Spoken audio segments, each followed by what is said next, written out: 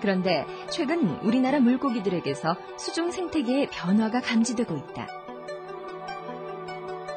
제주도 인근에 사는 어류들을 전시하는 제주바다 수조. 한반도의 최남단인 제주도 바다는 연중 따뜻한 수온으로 화려한 색상의 연산호와 다양한 종류의 물고기가 서식하고 있는데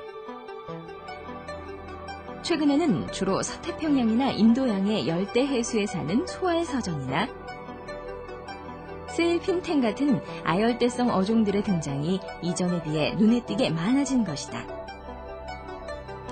해가 지나면 지날수록 저희들이 필리핀이나 인도네시아에서 관찰할 수 있었던 그런 물고기들이 제주도로 올라오기 시작을 했고 대표적인 것들이 자리돔을 비롯해가지고 파랑돔이라든지 파랑주 새돔 자리돔이라든지 그 밖에 이제 할러켄 피시까지도 올라오고 있어요. 그래서 이러한 물고기들이 봤을 때 제주도 해역이 이제 아열대 지역으로 넘어가고 있지 않나 그렇게 생각을 하고 있습니다.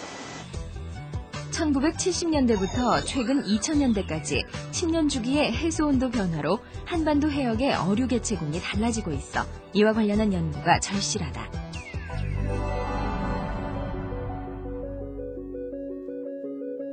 바닷속을 화려하게 장식하는 바다의 보석 산호. 산호도 서식 환경을 조성해주기 까다로운 수중 생물 중 하나다. 바닥에 부착되어 움직이기 어려운 산호는 자기가 원하는 환경을 스스로 찾아갈 수 없기 때문에 더 세심한 배려가 필요하다. 특히 산호에게 꼭 필요한 영양분을 공급해주는 주산텔레라는 식물성 플랑크톤이 살기 위해 반드시 태양의 광합성이 필요한데 주산텔레가 광합성을 할 수 있도록 산호 수조 위에는 특수 조명을 설치해 인공 태양의 역할을 하고 있다. 이 특수 조명은 산호가 사는 지역의 자연 태양과 같은 밝기와 파장을 발산하도록 설계되어 있어 산호 생명 유지의 핵심이 되고 있다.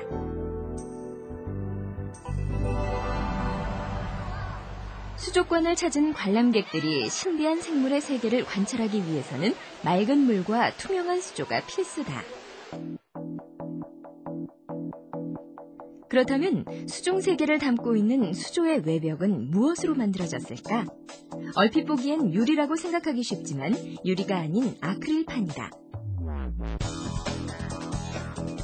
수족관에서 가장 큰 규모를 자랑하는 곳은 대양에 살고 있는 거대한 어류들과 상어가 함께 어울려 살고 있는 대형 수조.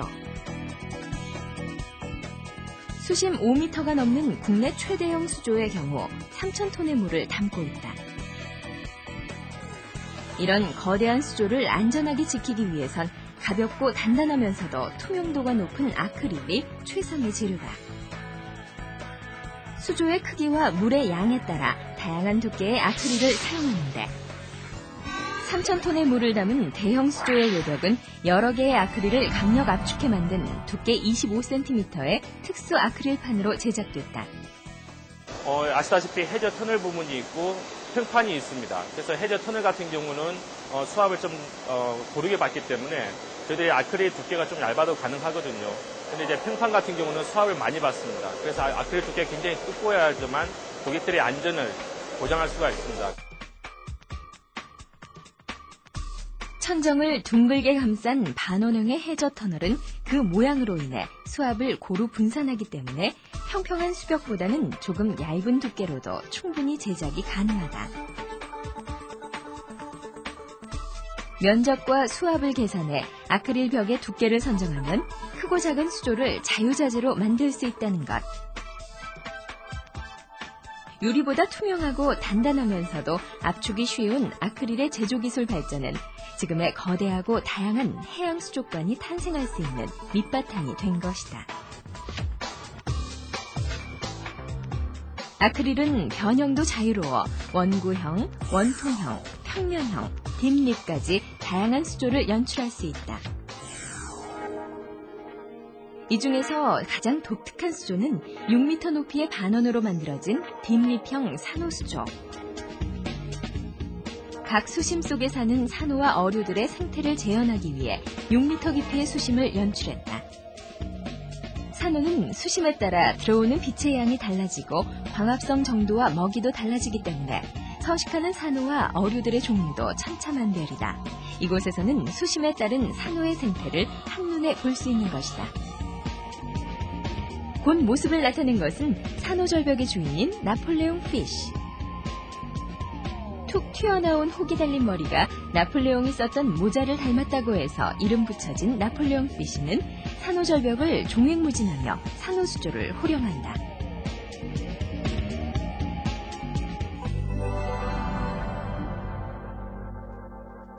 바닷속 수심 200m가 넘는 곳에 사는 심해 어종은 수족관이 아니면 보기 힘든 생명체들이다. 심해는 빛이 거의 들어오지 않기 때문에 해초가 자라지 않고 먹이를 찾을 기회가 적기 때문에 한 번 문 먹이는 놓치지 않기 위해 심해어의 입이 큰 것이 특징이다. 삐죽삐죽한 갈기와 얼룩무늬가 멧돼지를 닮은 서던 피그피쉬도 어렵게 만날 수 있는 심해 어종 중 하나. 이들을 보기 위해선 열대어에 비해 수온만큼은 꼭 지켜줘야 하는데 열대어 수조의 절반 정도인 13도 정도의 차가운 수온을 유지해줘야 한다. 육지에서는 1도씨 차이 나는 것에 대해서 크게 느끼지 못하지만 물속 생물들은 1도씨 차이가 육지 생물에 비해서 2~3배 정도의 강도로 다가오게 되어 있습니다.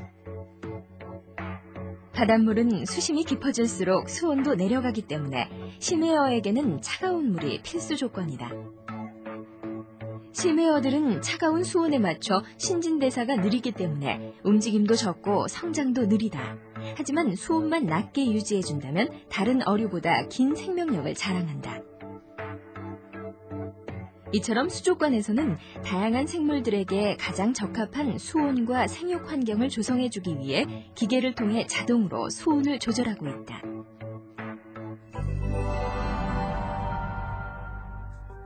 최근에는 가정용 개인 수조에도 IT 기술을 통해 물고기의 생육 환경을 제어하는 시스템이 등장했다.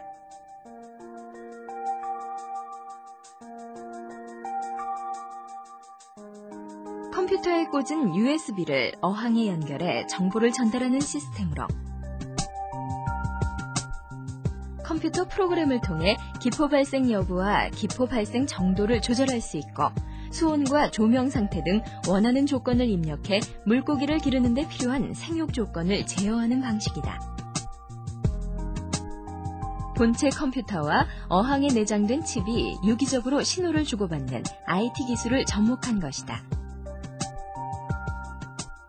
기존 어항은 이제 시중에 나와 있는 히터, 그다음에 공기 발생기, 그다음에 여과기 이런 게 규격화되어 있습니다. 그다음에 개별적으로 해서 컴퓨터 제어가 안 되어 있습니다.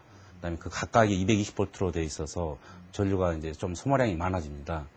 근데 저희 이제 그 디지털 어항 같은 경우는 USB 5V 전력만으로 해서 이 모든 걸 다 커버할 수 있고 크기도 자유자재로 변형이 가능합니다. 넓은 공간과 복잡한 설치가 필요 없어 미니 어항으로도 어류에게 필요한 환경을 조성해 줄 수 있는 것이다. 이런 기술을 더욱 발전시켜 미래에는 아쿠아리움의 대형 수조까지 정밀하게 관리하는 것이 과학 발전에 남겨진 숙제다.